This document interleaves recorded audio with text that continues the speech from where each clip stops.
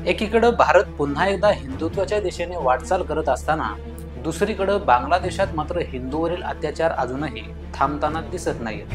त्याचं कारण नुकतंच आता चितगाव इस्कॉन पुंडलिक धामचे अध्यक्ष चिन्मय कृष्णन दास यांना अटक करण्यात आली असल्याचं वृत्त समोर आलंय। मात्र त्यांच्या अटकेच्या विरोधात बांगलादेशातील हिंदूंमध्ये संतापाची लाट उसळली आहे। त्यांची तातडीने सुटका करावी यासाठी हिंदू समुदायातील लोक रस्त्यावर उतरलेले पाहायला मिळत आहेत। शिवाय या अटकेविरुद्ध ठिकठिकाणी निदर्शनं देखील सुरू आहेत।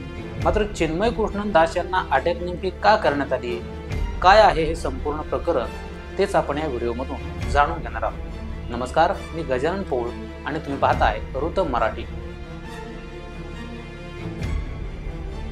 बांगलादेशात गेल्या काही दिवसांपासून हिंदू समाज रस्त्यावर उतरलेला पाहायला मिळतो आहे। त्याचं कारण म्हणजे हिंदूवर होणारे हल्ले।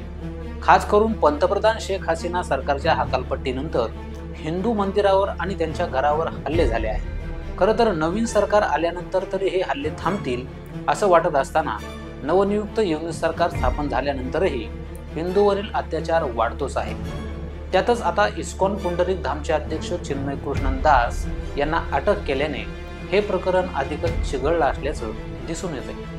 त्याचं झालं असं की चिन्मय कृष्णन दास हे हिंदू मंदिरावर होणाऱ्या हल्ल्याचा वारंवार विरोध करत आले आहेत। शिवाय 25 ऑक्टोबर रोजी सनातन जागरण मंचाने चितगाव येथे लालदिघी मैदानावर 8 कलमी मागण्या घेऊन रॅली काढल्याचा आरोप त्यांच्यावर ठेवला होता। त्यावेळी चौकात असलेल्या आझादी स्तंभावर काही लोकांनी भगवा ध्वज फडकावला होता। या ध्वजावर आम्ही सनातनी असं लिहिलं होतं। त्यामुळे चिन्मय कृष्णन दास यांच्यावर राष्ट्रध्वजाचा अवमान केल्याचा आरोप ठेवण्यात आला आहे। त्यांनी जामिनासाठी अर्जही केला होता, मात्र तोही फेटाळण्यात आला आहे। दरम्यान घटनास्थळी उपस्थित इस्कॉन सदस्यांनी सांगितलं की पोलिसांनी कोणतंही अटक वॉरंट न दाखवता चिन्मय कृष्णन यांना ताब्यात घेतलं आहे। त्यांच्या अटकेनंतर हिंदू अल्पसंख्याक नागरिकांनी प्रत्येक जिल्ह्यात शांततापूर्ण सभा आयोजित केल्या। मात्र या शांततापूर्ण सभांवर सुद्धा अतिरेकी गटाकडून क्रूरपणे हल्ले करण्यात आले। विशेष बाब म्हणजे ज्यांनी हल्ले घडवून आणले त्या हल्लेखोरावर मात्र कोणतीही कारवाई करण्यात आली नाही। त्यामुळे चिडलेले हिंदू अल्पसंख्याक नागरिक सुरक्षेच्या मागणीसाठी मोठ्या संख्येने रस्त्यावर उतरले आहेत। इथं फक्त हिंदू धर्मीयांवरच हल्ले होतात असं नाही, तर बांगलादेशातील असलेल्या इतरही अल्पसंख्याकांवर असे हल्ले झाल्याच्या घटना याआधीही घडल्या आहेत। या संदर्भात बोलत असताना फॉरेन एक्सपर्ट रोबिंदर सचदेवा यांनी काय म्हटलंय ते पाहूया। देखिए, बांग्लादेश में जो हो रहा है बार बार होता जा रहा है, इसको बांग्लादेश की सरकार को कदम उठाने हैं, उठा नहीं रही है या उठा रही तो इनफेक्टिव है।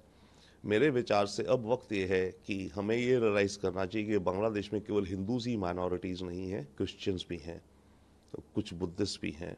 जो ये वायलेंस बांग्लादेश में हो रहा है वो हिंदूज, क्रिश्चियंस, बुद्धिस्ट या जो भी वैरायटीज़ का हो रहा है, दुनिया को इसको नोटिस लेना चाहिए।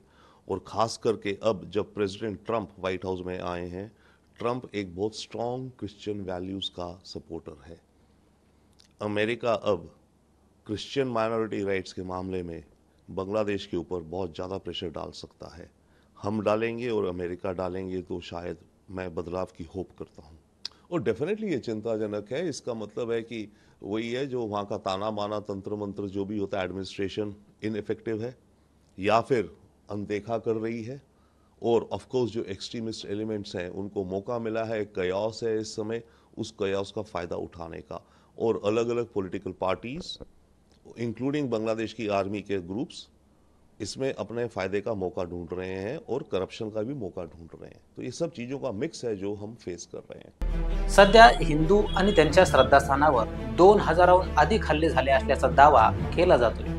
खरं तर हिंदू धर्मियांना संरक्षण मिळावं एवढीच कृष्णदास यांची माफक मागणी होती, पण ती मान्य न करता उलट त्यांच्यावरच देशद्रोहाचे गुन्हे दाखल होत असतील किंवा वारंवार हिंदू धर्मावर हल्ले होत असतील आणि एवढं होऊनही हल्लेखोर मात्र पुन्हा हल्ल्याच्या तयारीत राजरोसपणे फिरत असतील तर याला बांगलादेश सरकारचं समर्थन तर नाहीये ना, असा सवाल या निमित्ताने उपस्थित होतो आहे। असं होणार नाही, पण जर का असा प्रकार भारतात घडला असता किंवा इथल्या अल्पसंख्याकांना चुकीची वागणूक मिळाली असती तर आतापर्यंत केवळ देशातीलच नव्हे तर जगभरातील सेक्युलर इकोसिस्टीम कामाला लागली असती।